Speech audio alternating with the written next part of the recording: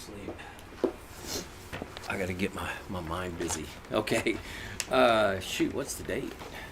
13th. I always have to ask somebody. April 13th, mark it, April 13th, 2023, Justice Lighthouse Family Group. 7 o'clock. And actually, your mom may be watching tonight. She sounded like she was at least going to try to watch the first one.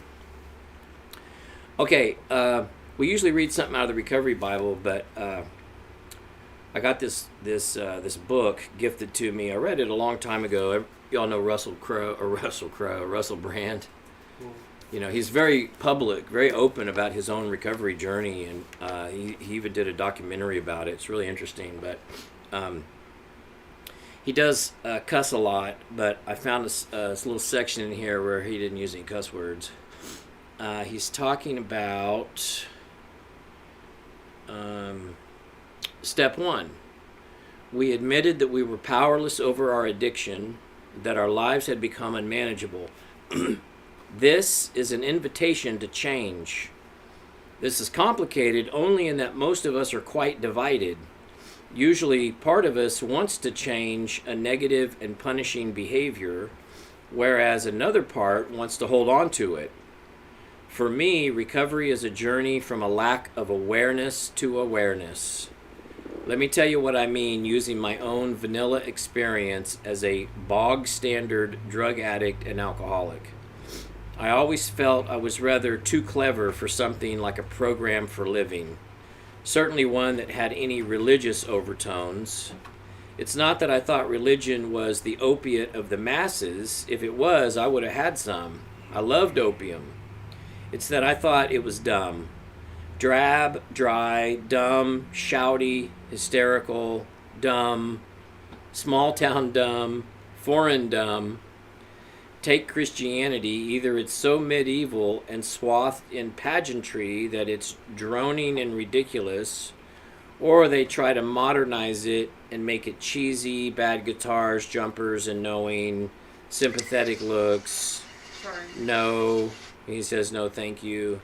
Well, we could have a whole discussion on that. I think that stereotype turns a lot of people off, but anyway, I'll save comments later. I had 2 serendipitous licks. 1, I was introduced to the 12 steps by a seriously committed atheist, and 2, I was privately desperate. I was broken. I had run out of ideas and juice and was only kept moving by inertia. I'd given up thinking about why I felt sad or different or hopeless. I just knew I did. And I left that knowledge parked to one side in my mind, unaddressed, ignoring, rotting. Meanwhile, I drank and used drugs to keep me upright and functioning, to stop the sadness running over me. If you'd ever tapped me on the shoulder and said, "Hey, Russell, what's your plan?" I may have reflexively spouted some cockeyed optimism about waiting for my big break, or this time next year I'll be somebody, but deep down inside I knew I had no plan. I ask you now, do you have a plan? You don't have to answer me now. In fact, there's very little point in answering me at all, given that I'm not there. You're now alone reading this, but can you, in what ought to be the sanctuary of your mind, say to yourself, I have a plan, I know where I am going. My way of coping with the quiet anxiety of uncertainty was to find distractions and pleasures. I was never still, I was seldom reflective, and I sustained myself with distraction. Okay, that's a good ending point. My way of coping with the quiet anxiety of uncertainty was to find distractions and pleasures. I was never still, I was seldom reflective, and I sustained myself with distraction, which is exactly what is on our solution tonight, or how we get through it. You know, that's the key, and that's what we're talking about tonight. The tangibles versus the intangibles. And the reason why we always get drunk again, the reason why we can seek out help, we can desire change, we can learn some new things, but then we still drink again. Because what we end up doing is we focus on the tangible things, the things that are observable, but the intangible things, which is everything that the alcoholic brain believes is insignificant. Well, I don't have to do that stuff, and that little thing, that doesn't make sense to me, and I don't see how that's going to help me. And so what we do is we tend to, even though we may be in a system of recovery, in our mind, we're taking bits of information and we're putting them neatly in our little boxes, and we're making those, like we were talking about yesterday, those little micro decisions on the things that we're willing to follow and the things that we just refuse to follow. And because our pathways are all out of whack, the things that the alcoholic brain rejects are the very things that would save us, that would change us. And so people who sustain lasting recovery are the ones who develop a habit and then a program of intangibles. And that's what this whole thing is about tonight. And I'll try to get through it as quickly as I can since we started a little bit late. But I've tried a new feature on our little studio program. Is it coming through on YouTube? On the left screen? On the left screen? No, it says upcoming. Okay, will you click that on? Maybe there's something we need to start on that because it didn't show the whole screen. Click the box, the whole screen? Yeah, just click the white somewhere and Okay. and it'll put it in the forefront. The little box? No, just anywhere on the white on the left. There's Got two it. there's two screens open. Yeah, just on the YouTube side. Okay, is there anything maybe? It says streaming software. Okay, well it probably is streaming then. I don't know. Eric to save the day. Eric will get it. Okay, I knew it was kind of risky. I should have practiced it before, but I just didn't do it. But either way, it's recording, and we'll still be able to get it uploaded. Okay, so really think about this because everybody here has made multiple attempts to get better, to get into recovery, to sober up, to maintain a life of recovery. And yet, we haven't pulled it off. And you could get into, I'm not trying to make it sound so simplistic as, well, if we just practice some intangibles, we'll get better. There's obviously the element of trauma, and we need to be healing that, and there's the genetic factors, and we need to be addressing that. But we change our thinking because we change our acting. And so when we change our behavior and we start developing a program of doing things we don't want to do, and I'm not talking about randomly doing things we don't want to do. We follow suggestions that we don't want to do because they're coming from good sources who have what we want. Right? I mean, if we could like bottle up all the little sayings that we hear, around AA meetings and just recovery in general, like 12-step programs and, do the next right thing and live life on life's terms and all these things. If we could package them up in a box and actually follow each one of them, our whole life would dramatically change. But a huge part of our alcoholic thinking is because we're operating out of trauma, insecurities, inadequacies. It's got to be my idea. I'm eventually going to figure it out. I don't need everything that everybody else needs. I just need this little bit of information and this little bit of information, and then I'll be okay. Which completely negates the acknowledgement of how screwed up our brain is. But that's classic alcoholic. We don't really see ourselves as sick. I love the line in the big book where he talks about the self-centeredness and all that stuff, and the final part of that sentence is, although he usually doesn't think so. And that is so classic. That's why we relapse. Because we have the best intentions, but just, think about this. Let me back up for a minute. Think about this. Shoot, take your last crash and burn, take your last relapse, and explore your thinking around it. How shameful you felt, how confused you can feel, how miserable it is, the disappointment in yourself, the disappointment of others. Here I go again. All of that inadequacy stuff. You would think we would be more surrendered in the beginning, right? But shameful, shameless, we go from the depths of, oh my gosh, I obviously don't know how to do things. I don't know how to manage my life, right? My life has truly become unmanageable. I wish I could learn how. And then pretty quickly in the process, we get presented with opportunities to learn how to manage in healthy ways.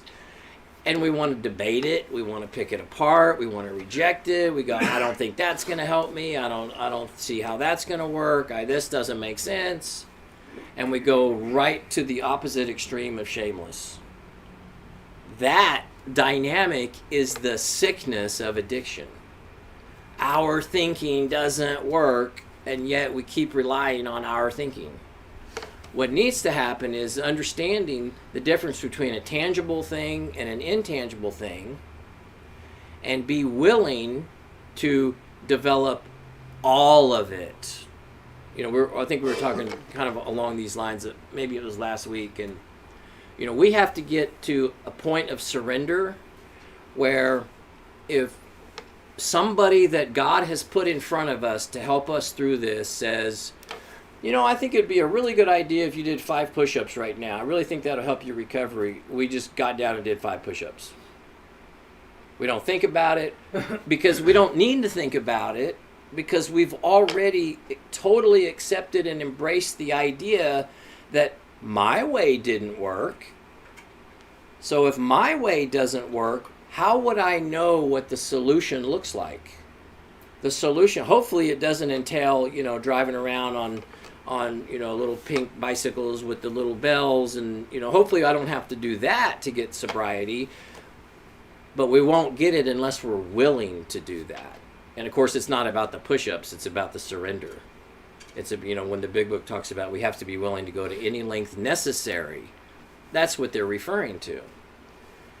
But the way we resist, the way we get ourselves drunk again, the way we order our next drink before we've taken it, is when we hear a suggestion, we go, we want to analyze it, we want to debate it, we want to have a conversation about it so that we can rationalize not accepting it. How many times in the course of your own addiction or alcoholism did you debate with the clerk at the liquor store? How many times did you ask the meth cook or the meth dealer for an inventory recipe list? Or how many times did you need to see the certifications of his laboratory and all of the proper inspection? Never. Right? We were after one thing, and that was immediate relief. We didn't care about any of that stuff. So why do we debate so much now? Now it's time to get better, and we got, I don't know about that, and I'm not sure about that, and it doesn't make sense. And if you don't recognize the insanity in that dynamic, like they say, keep coming back. Keep coming back, because eventually you will. So a tangible behavior, the tangible part of recovery, is the things that other people can see. All right, it looks good on paper. That's kind of a good way to put it. It's our behavior that looks good on paper. So if people are watching, or I've somehow got to account to some report, or I've got to make some some appearances or something like that, then absolutely I will do the minimal amount to get by, which is, again, classic alcoholic thinking, right? We've lived a life of minimal output, just enough to get by. And I tell you, things are changing, because I've even heard, and not in such a good way, because in the last couple of years I've started hearing people actually be proud of that. Right? Bragging about, I know right where that line is, and I do just enough to get away with not getting fired, or, whatever the situation is. That is not healthy. That person is probably going to get drunk again. That is not a productive, healthy outlook in life. But, we could spend another hour or two talking about how we even arrive at that thinking. So when we talk about tangibles, I'll just get real specific. Things that are obvious. Not drinking is a tangible thing. Now think about this. Look back, the last time you had we'll call it a relapse, and then you got sober for a period of time and you tried. You wanted it. You told people around you, said, yeah, I really want it this time. I'm going to try harder. And then we set out to do some obvious things. Okay, I'm not going to drink today. I'm not going to drink today. I'm not going to drink today. You probably attended some support groups, whether it was, I'm just going to start going back to church. I'm going to go to those AA meetings. I'm going to start spending more time with my friend. Whatever it was, there was a human connection that you were willing to make for a short period of time to keep you sober, to help you keep you sober. You might even uncomfortably shared in some of those groups. Very early on, we learned the recovery lingo. If someone suggested to us that we read the big book, we would get a copy of the big book, and we might open up the page or two, but we don't actually read it, but we always make sure we have it with us, so it looks like to other people, oh wow, Miles is reading this big book, right? What we're doing is we're putting together an illusion of recovery. And of course the sickest part is we believe it. Right? It's no different than, people self-proclaiming Christians walk around with their Bible, but they don't ever open it up. But can be very self-righteous and judgmental. Well, that's us. We do the same thing in our alcoholism. We'll do some responsibilities some of the time. Now, what determines that? This is very important.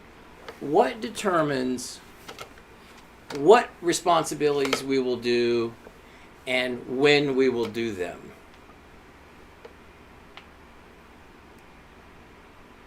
Acceptance, convenience, right? If it's a means to an end. Part of an intangible, a big part of an intangible thing that we have to develop is the desire to fulfill a responsibility because it's a responsibility. In our quest for accomplishing only tangible things in recovery, we see a responsibility as a means to an end, right? We don't have the right perspective with it. And is that a comfortable chair? You want a different one? Yes. Okay. I keep getting in the camera. So Yeah, you're good. So, we think that we don't care. I don't care what people think. I don't care what people would say. I'm not interested in, and that's a lie that we tell ourselves. Remember, we come from a place of insecurities, of inadequacies. We need other people's validation. We need approval. We need to know, we need reassurance that what I'm doing is acceptable. And so we will choose responsibilities that will get us that kind of praise. Right? We'll go 150 miles an hour.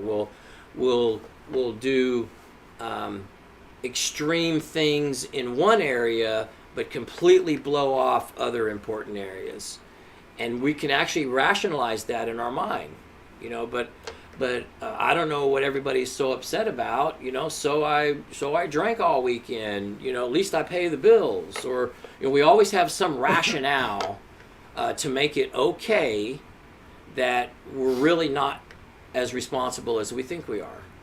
Well, that's the alcoholic brain. We're masters of rationalizing anything. And so we look good on paper, and it's actually a good start to recovery, but it won't keep you there.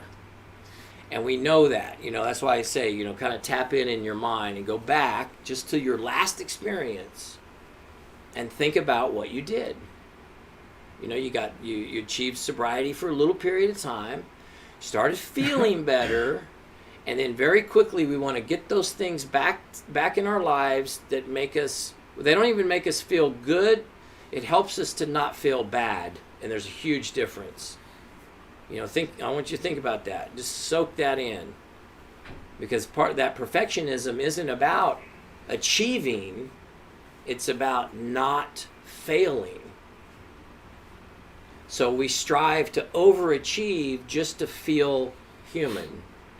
And, that's a huge part of the sickness. That's why we're always end up back at shame. I'm not enough. I'm not enough. I'm not enough. I'm not enough. Well, that's the stuff that begins to change when we recognize the intangibles are just as important. There's a really simple way to think of it, and you guys have heard this probably at least a dozen times. Here's how you know which things to work on. Here's how you know in recovery, I get all this information and I hear so many different things and I'm just not sure what's important and what's not important. I'm going to simplify it for you. Pour your efforts into every one of those that you don't want to do, and your whole life will change.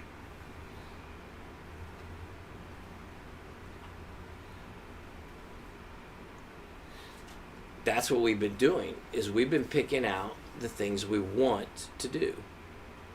And then we rationalize all the other insignificant things. I don't see how that's going to help me. I don't want to waste my time on that one thing because I just don't see how it's going to help me. And I know you guys have been to some clinical places and they rush you through those 12 steps and you got to get this done, you got to get that done. You might even, by the time you leave, maybe you did all 12 steps, but you never got through step 1. We can be years into this thing and never really grasp or embrace this idea that my way doesn't work, which is step 1. So even though you might have done an exercise called step 9, you're still on step 1. That's why it comes first. Nothing can legitimately come after that until we fully embrace this idea, right, that my life had become unmanageable. Well, what's so unmanageable about it? And how did it get there? The way we tend to resist and debate that is, I can see that my life is a little messed up, sure. But that's only because, and then we rationalize it. But there's millions of other people that have had the same experience and they didn't self-destruct. It's not a situation issue, it's we don't know how to handle our situation. So many people have the same situations that we have, and yet they don't self-destruct. Our rationale can tell us, well, but, the economy went bad, and, my ex-wife, and whatever. I was unemployed, and I lost my job, and I got in a car accident, and I spent weeks in the hospital, and we can go on and on and on and on and on, and never own this fact that our lives have become unmanageable because of the way we live it. And I know that's we're not supposed to add to the steps, but that's what they're implying. Our life didn't become unmanageable because life itself got so complicated. Our life became unmanageable because of the way we manage it. So, and that's good news, right? We reject that, but that's good news. In early recovery, when we stay focused on the tangible things, the things that are observable, the things that people notice, that's you managing your life. And that's why it always ends in relapse, because that's as far as we can take it on our own. But if we can own that, recognize that pattern, wow, I always end up in the same spot. No matter how good my little short periods of success are, I always come back around to the same spot. And that's usually me waking up in a pool of my own, in a gutter, or a buddy's sofa, or the back seat of my car, or whatever your situation is. That's the best we can manage. So when you get honest with yourself, it's not a big stretch. And as soon as we get honest with ourselves, we can begin to learn how. And it's so simple. We learn how to identify the intangible things. I mean, doesn't it make sense that, like, if maybe you're a mechanic and you love working on cars, and actually we do have a mechanic, and you can paint the body, and you can put some shiny wheels on it and some new tires and new upholstery, and you can make it look really good and spend hours and hours and hours and hours and hours on it. You can put a new engine in it. You can totally dress this thing up and make it beautiful, but it still won't drive, because we spent all of our time looking good, and we still haven't even plugged in the wires. We still haven't even, connected the exhaust pipes. We still haven't screwed the lug nuts on. We haven't done all those little detail things that just aren't fun. And that's why we will repeat it. It's not an opinion. We will repeat the exact same pattern that brought us to this point. We're not looking to do some things different. If we really want change, we have to do everything different. And the key is the intangibles. Embracing, acknowledging, taking seriously the intangible things. And of course, that's the stuff, there's an old expression, I think integrity, the integrity is doing the right thing when no one's looking.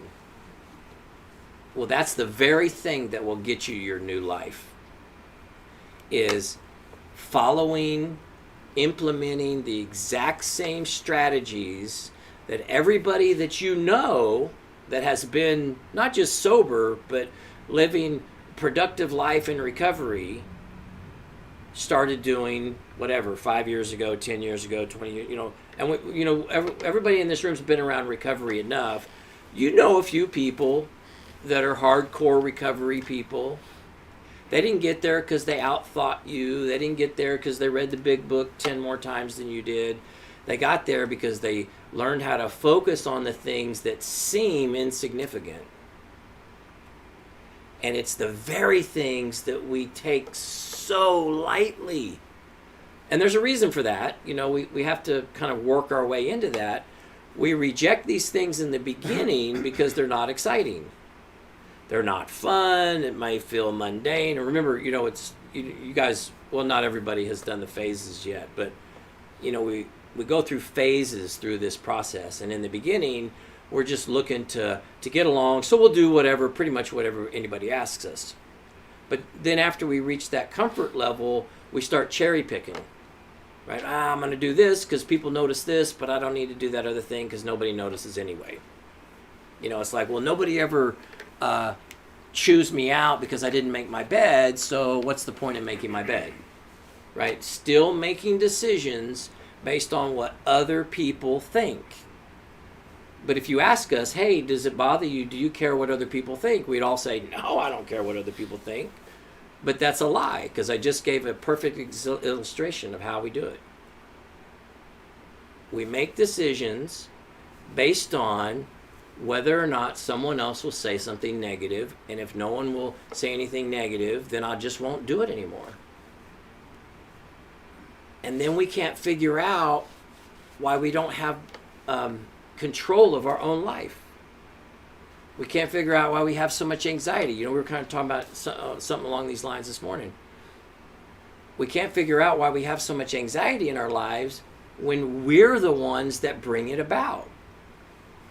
Anxiety, regardless of what you've heard, anxiety, I mean, yes, there can be some cases of organic mental brain stuff going on that could leave you with like a clinical anxiety.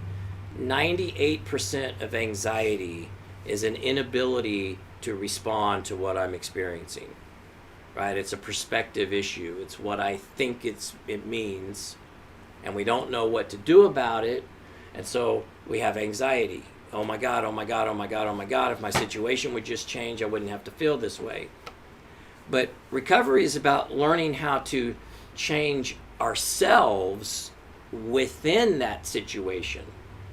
So you can have all the difficult situations you can order up and still not have to have anxiety. That's when your focus starts coming back around. Well, I don't care whether anybody notices if I make my bed or not. I just recognize that when I do make my bed, I feel better about myself.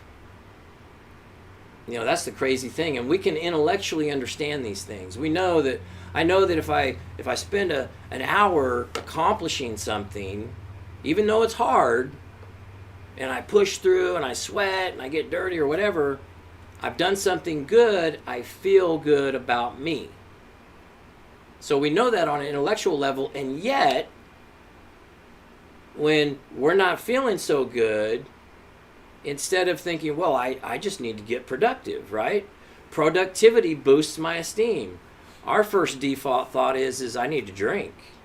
I can't handle this, which is a lie. That's how we manage. We go, oh my God, I got a situation I don't know what to do with. I need relief.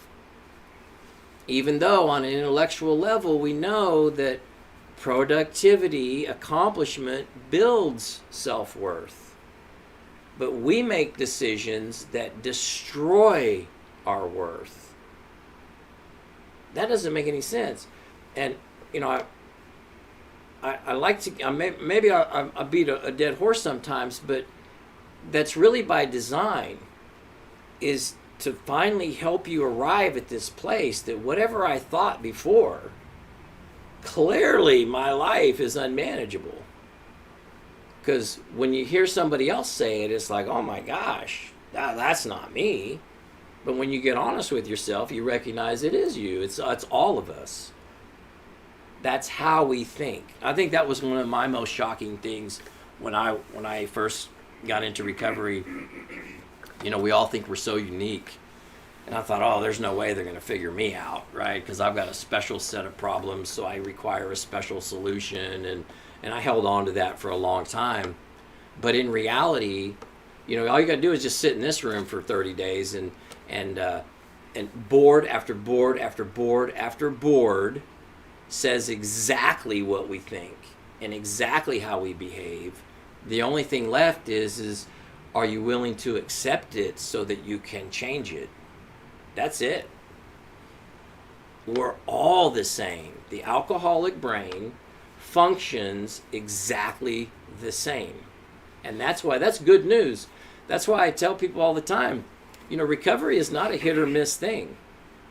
It's a very scientific, very predictable pattern or process. But the only variable is the patient.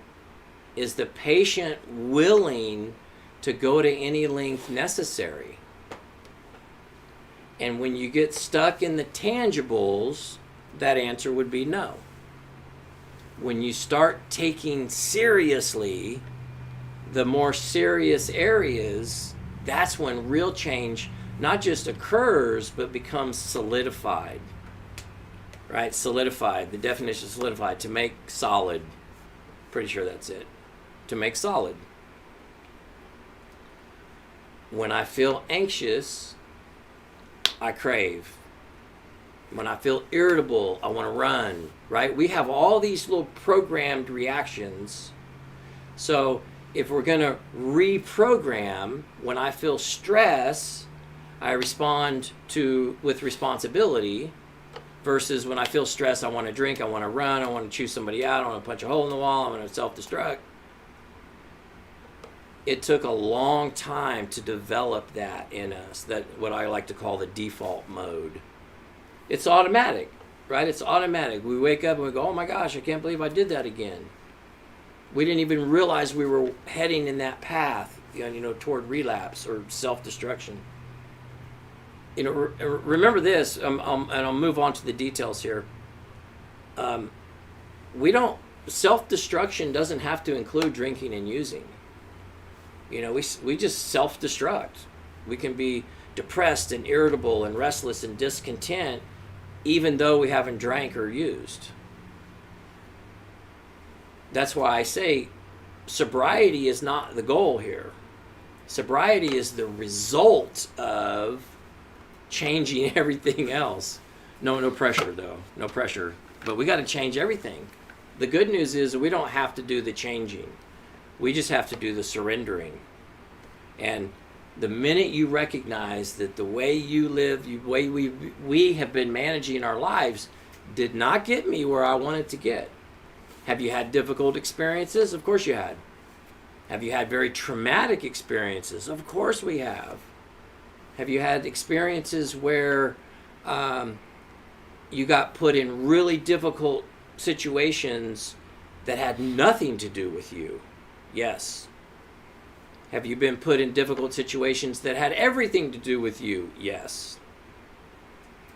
And that's life, right? That's the nature of human beings. But not everybody self-destructs.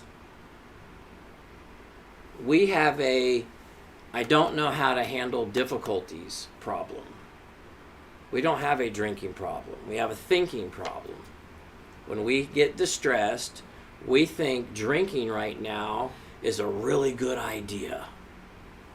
Or sitting in rehab and hearing information that is dead on and going and thinking, I just don't see how that applies.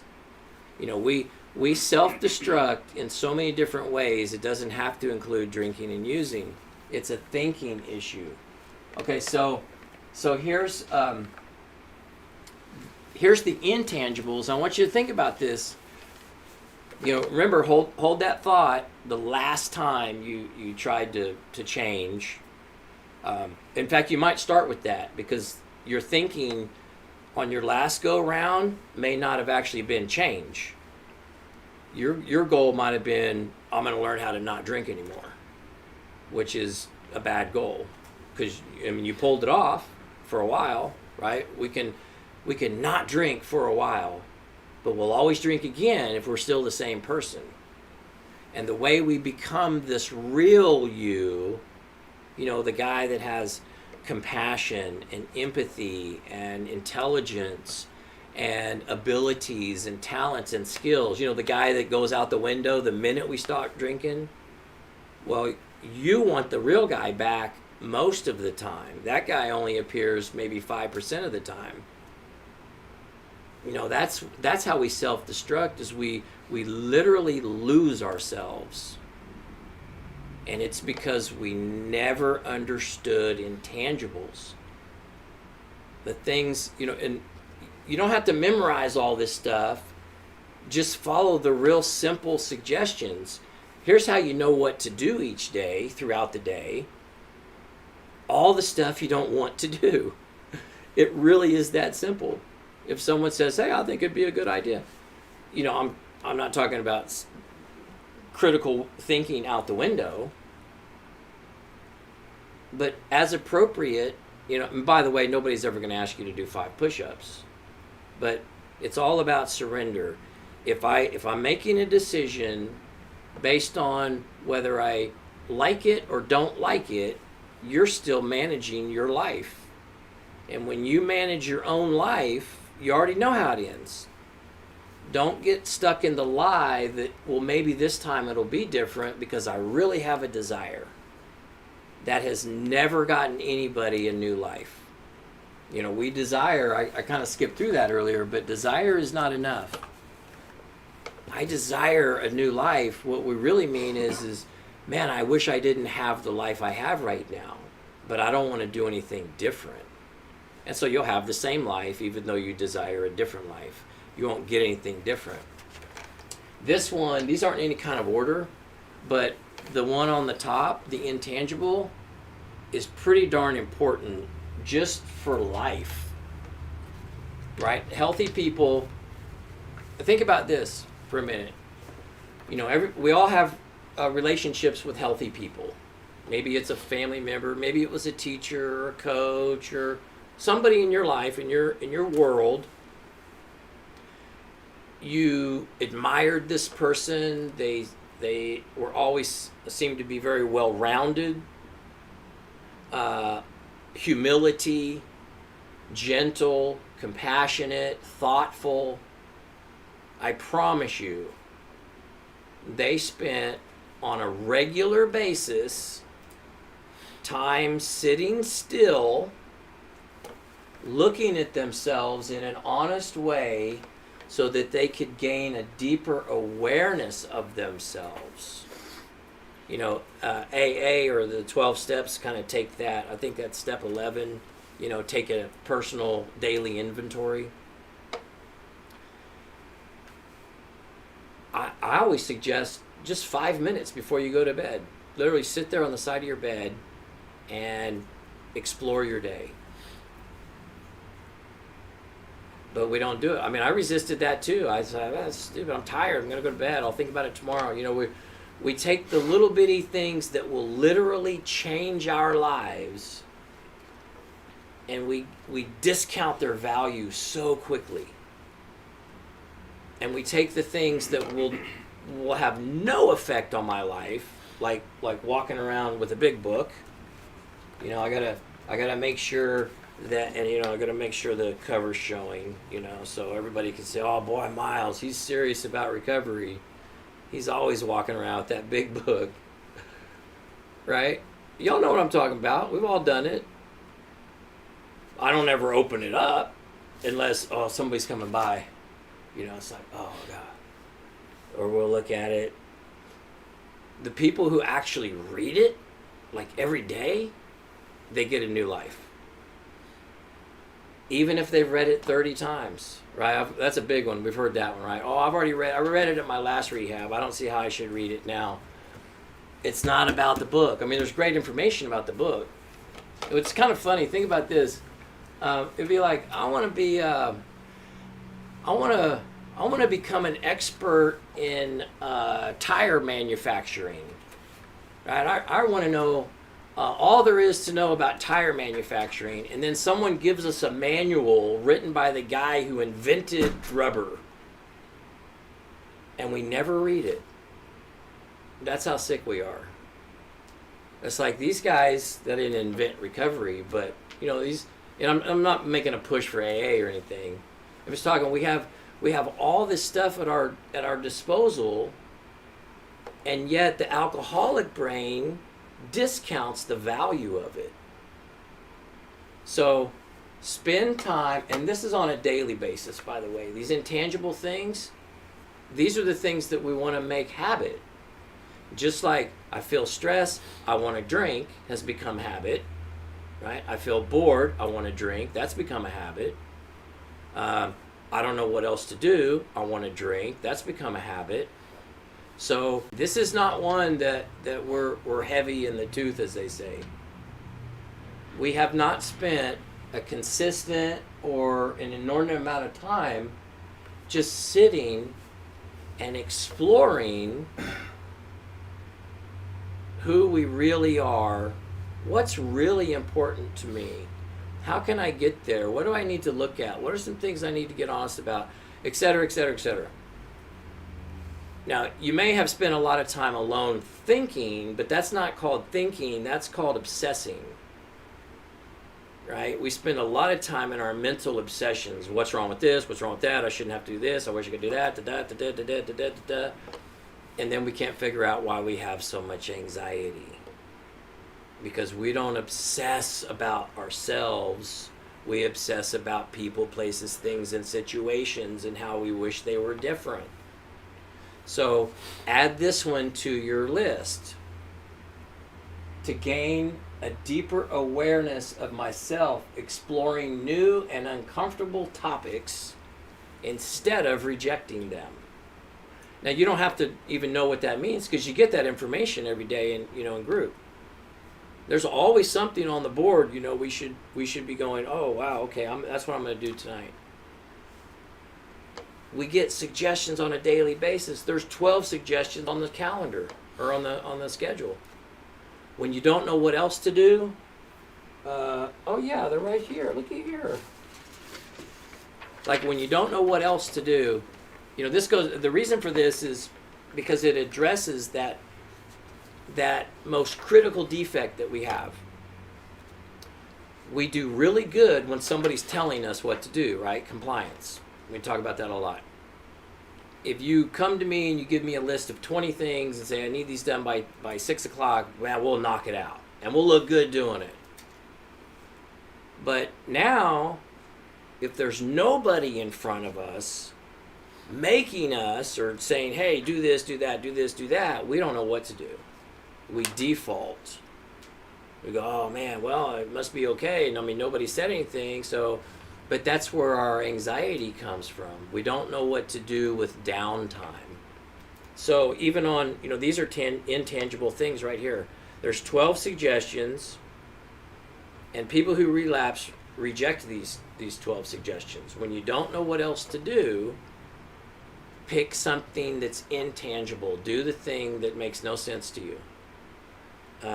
I'll just read through them. Read the big book, journal, wake up on time, do your daily chore, attend a group, go to sleep on time, slow down, talk less, chase spirituality, follow all rules, and my favorite, be teachable. So at any given point, I'm not like, it's not like orientation or anything, but those aren't, every one of those things do not sound exciting. Remember, immaturity is about 80% of our problem. We do think like adolescents. We crave like adolescents. We need instant gratification like adolescents.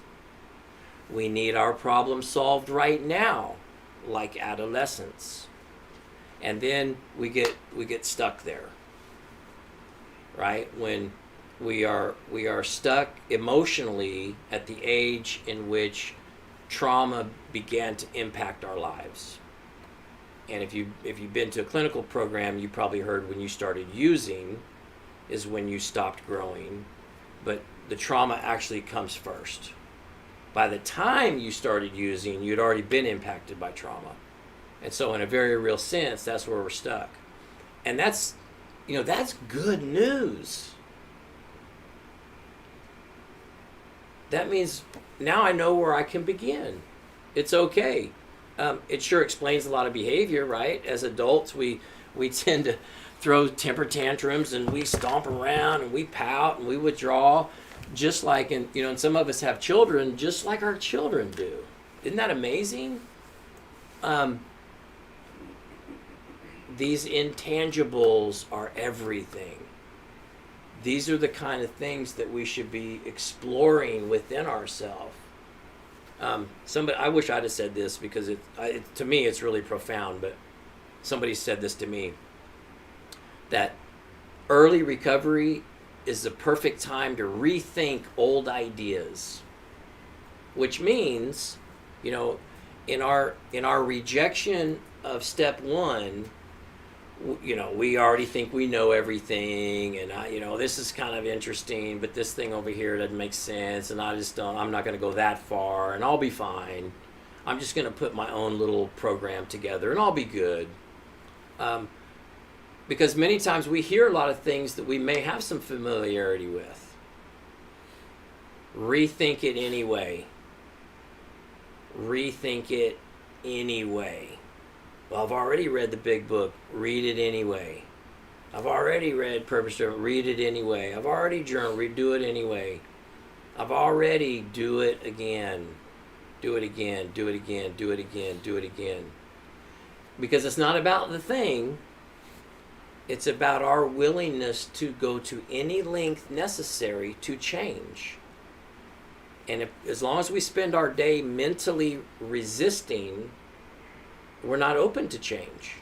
We're just like watching the clock, so to speak. We're just counting days, waiting for the day to come, and then I can go home and be sober. But we already know how that ends. We don't go home and be sober. We go home, we get occupied really quickly, and then we drink. Or, if you're like me, you can maybe put 6 months together, maybe a year here and there, but we always drink again because we never established the intangibles. Okay, I'll speed it up a little bit. So very quickly, let's just go down this list of 6. Daily reading, recovery, and self-improvement material. Whatever that looks like.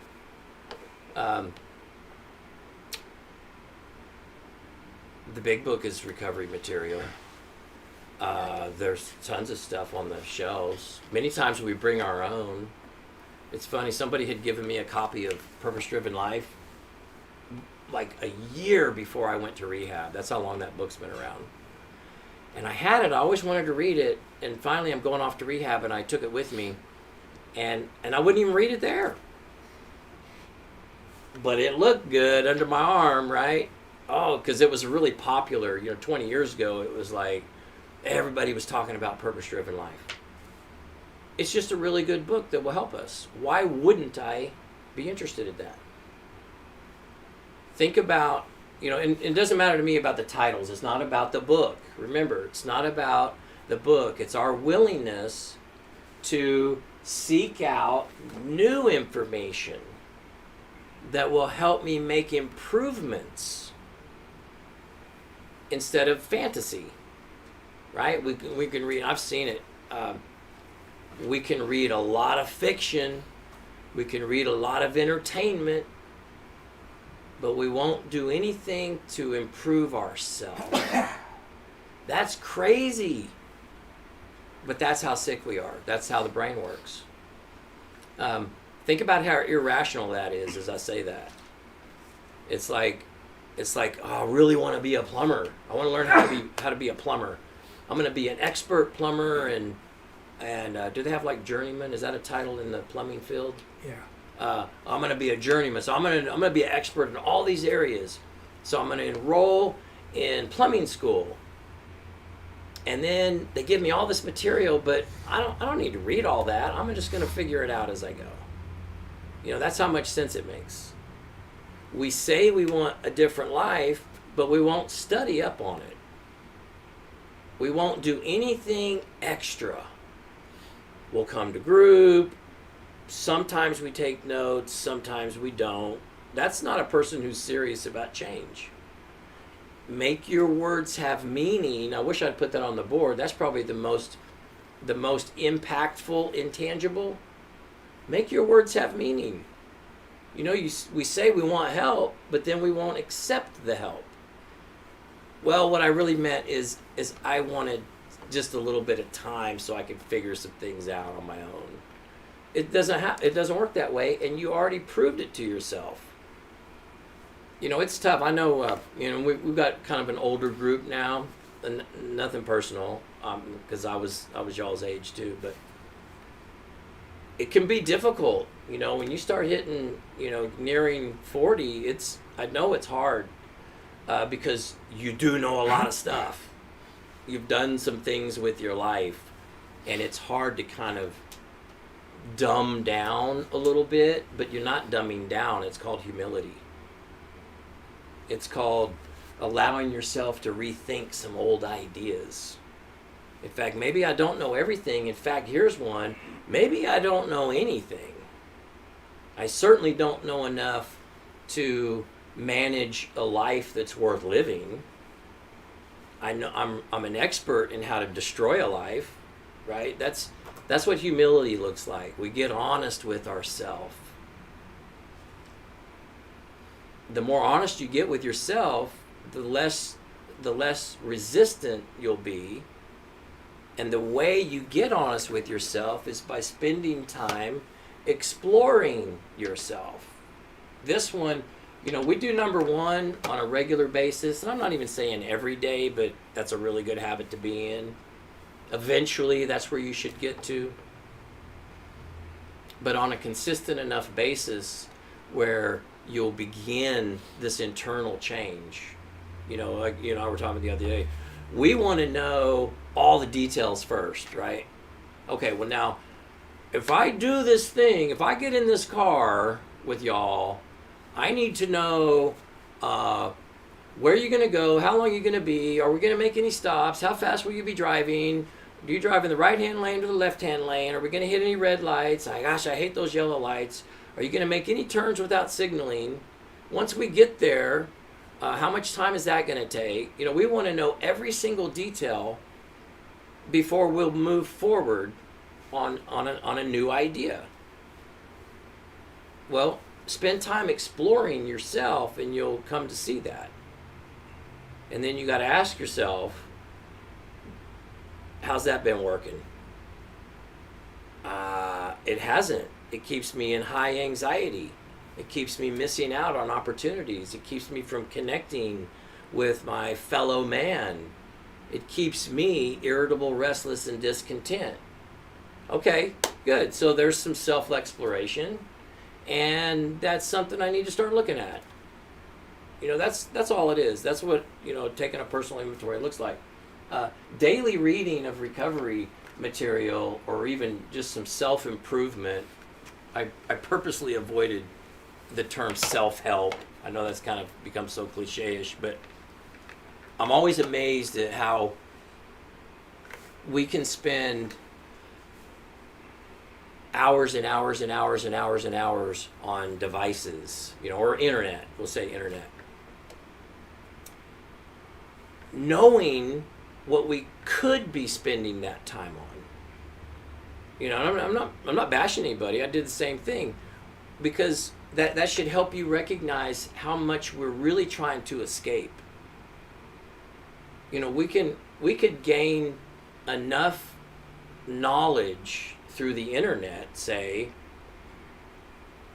equal, if not greater than, like, PhD level in any given topic without ever enrolling in school. Now, evaluate how much time you spend or have spent on things that aren't anywhere near improving yourself. And knowledge doesn't count, right? I'm an expert in lion prides. Eric and I were talking about that earlier, and it's funny, it's true, but it's funny. Because I didn't study lion prides because I'm going to go and write a white paper and do some research. I did it because it was easy for me to just get lost on Animal Planet.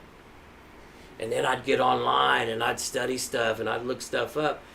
Well, wow, if I'm spending all that time doing that, what am I missing? And of course I was using too, so I'm missing time with my kids. I'm not making any plans. I'm not making my words right. I'm checked out. But I used to rationalize it. This kind of I'm getting a little bit off topic, but the way I would rationalize that, it's probably the same way y'all rationalize it. I'm just on a quest to gain as much knowledge as I possibly can. That is BS.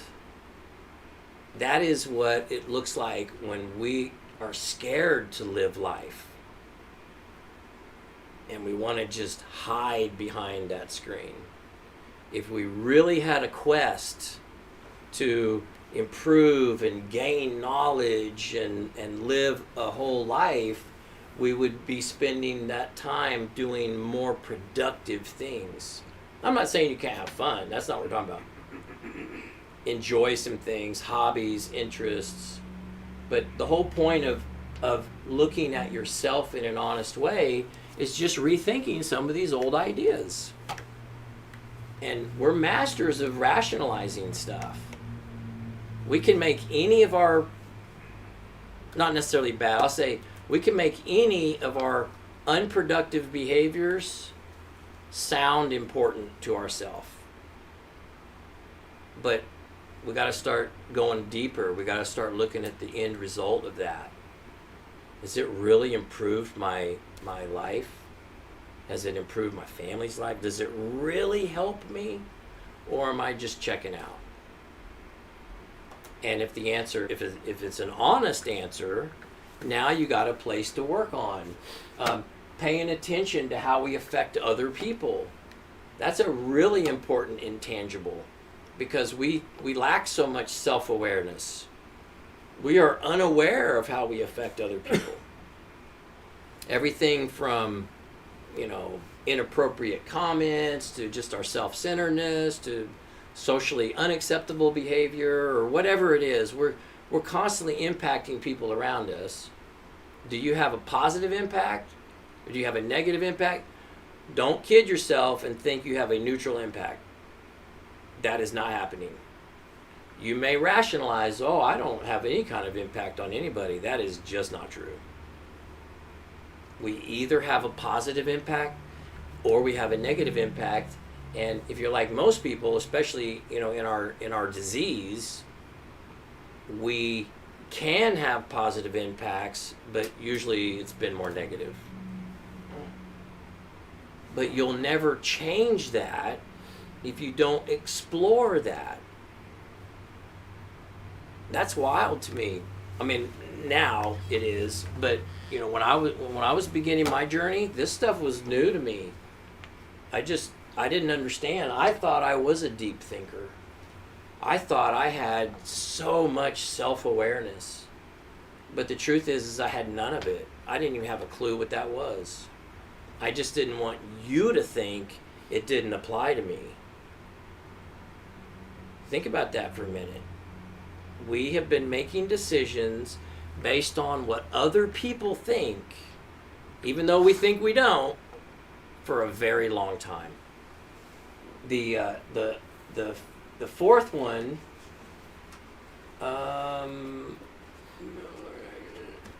that's really important too.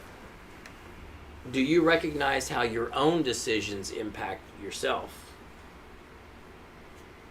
Well, yeah, some of them, but we've got to be willing to go a lot deeper. That's a really good tool in that, just in this process in general is, confrontation groups. Hot seats are a little difficult, but can be very productive, if we do it right. But these are things we can do with ourselves also. We can self-confront. Recognizing how my decision making affects me in a negative way, affects me in a positive way. The point is do you spend any time thinking about it? And of course, early on, the answer is usually no. But put it on your list. This is how we should be thinking. So start practicing thinking this way. And then consistency with all these things. Remember, the intangible things are the things that we discount. We go, I just don't see how that's important. Doesn't it make sense that if my life has become unmanageable because of how I make decisions and I ended in disaster, doesn't it make sense that I should probably stop making decisions and just learn how to follow suggestions? Well, and of course it does. It makes perfect sense. But in early recovery, we can still resist because we're working through these things. So don't get tripped up because you may still experience a little mental resistance, but just keep pushing through. Keep being willing to explore. These things are some of the most basic things, and they're also the things, every time we do a list and everybody talks about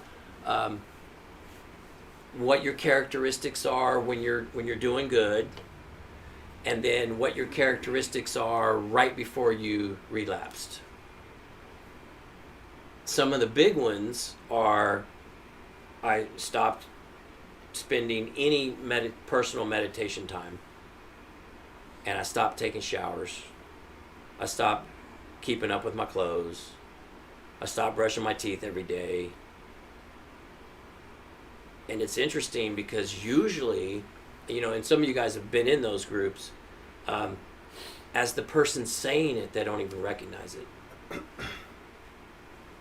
That should be your number one. The minute you don't get a shower in, you're in relapse mode. What? That doesn't make any sense. Look at your own pattern.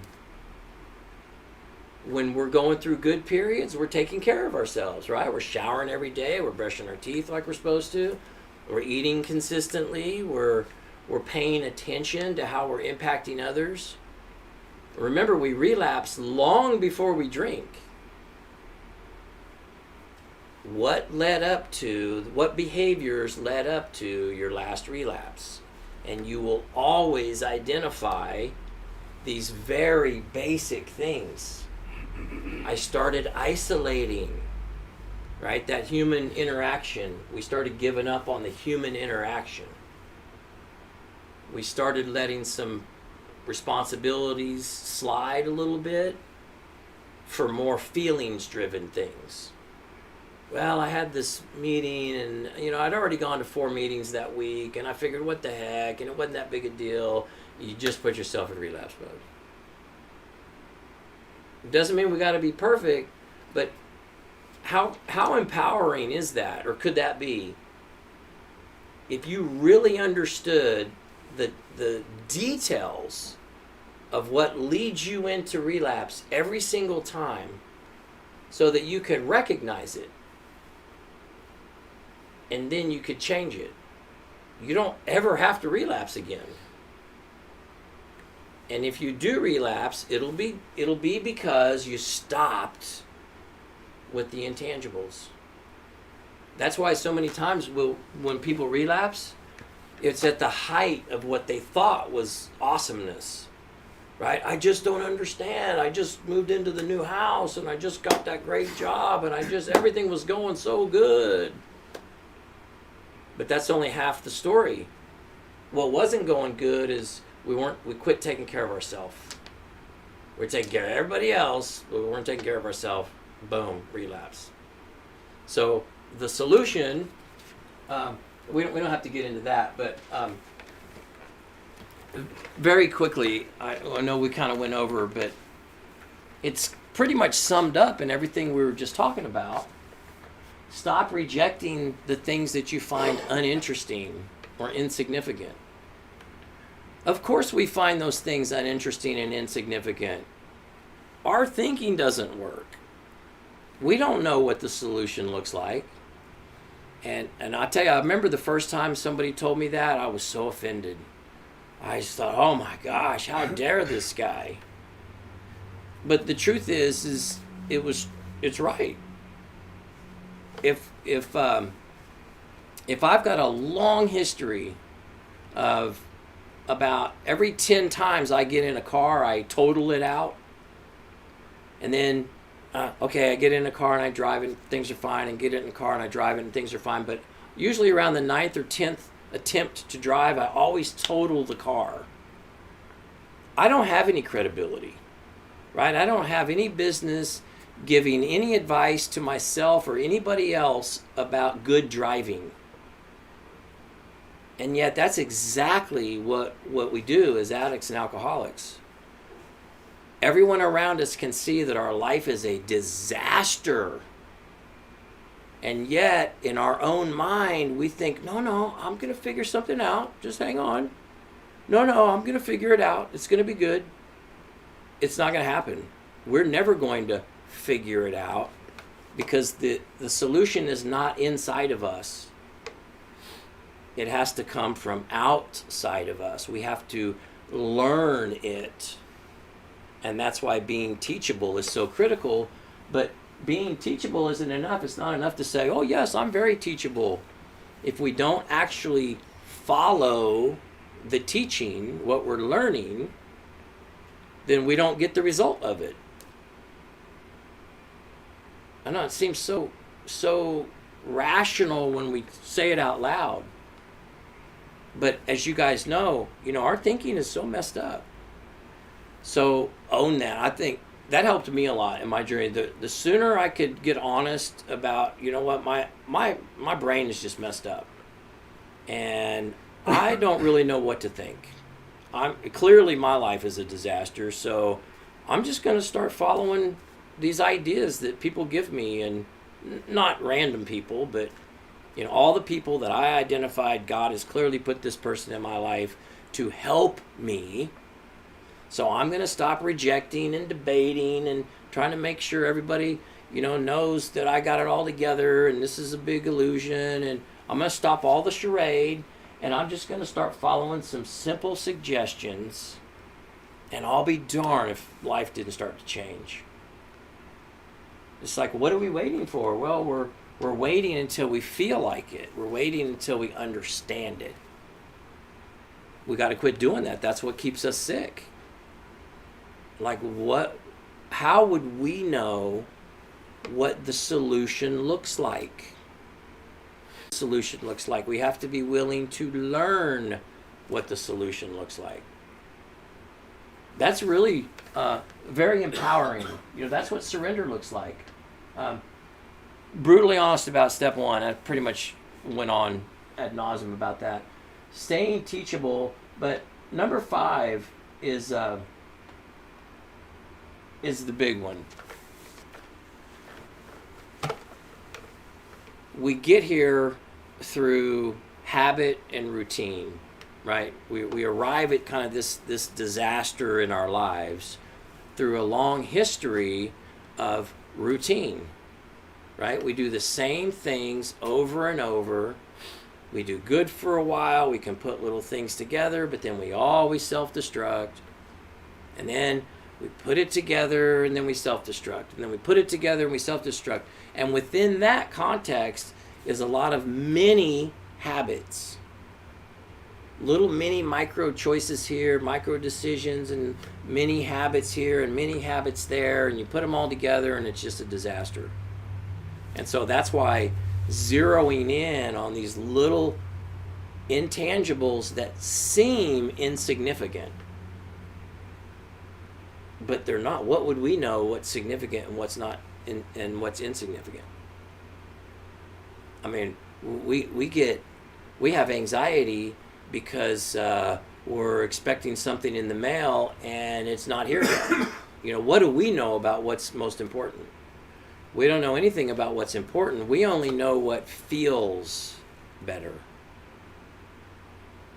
And that's a hard reality. You've got to get honest about that. All we really know is how we feel.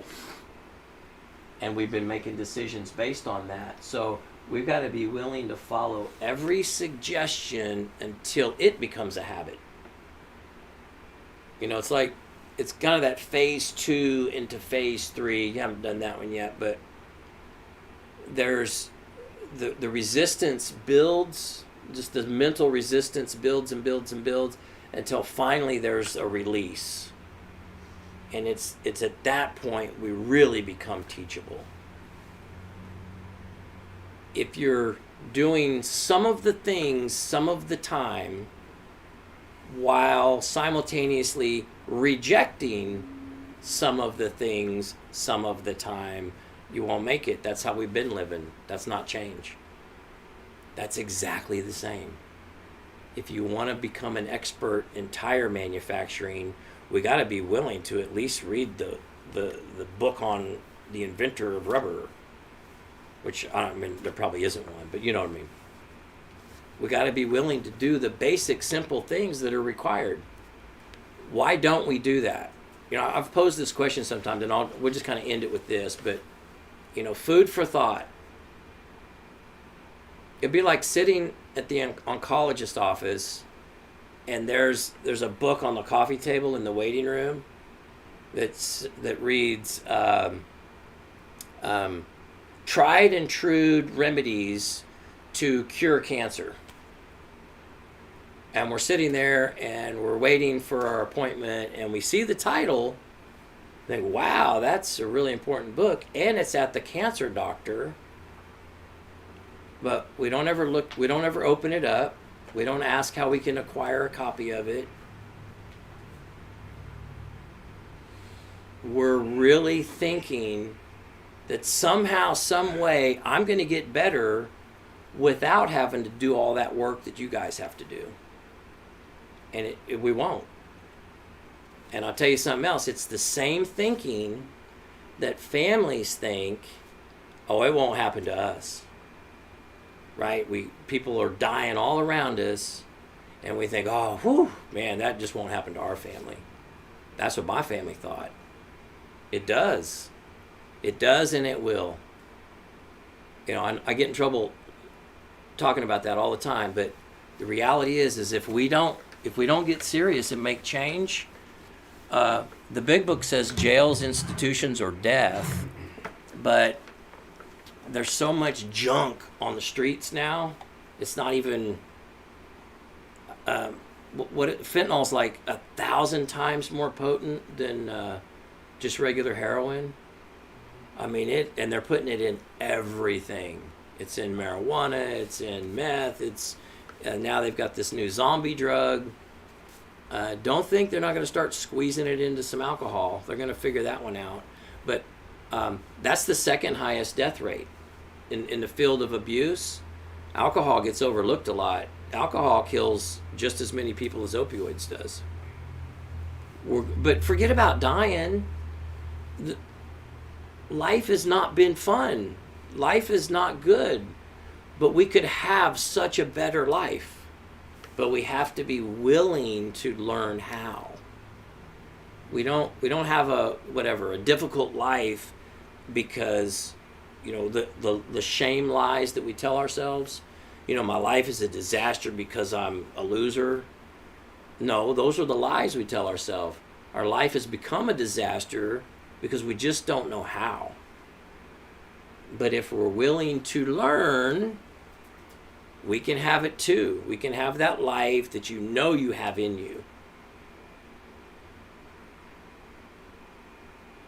You guys want to share anything?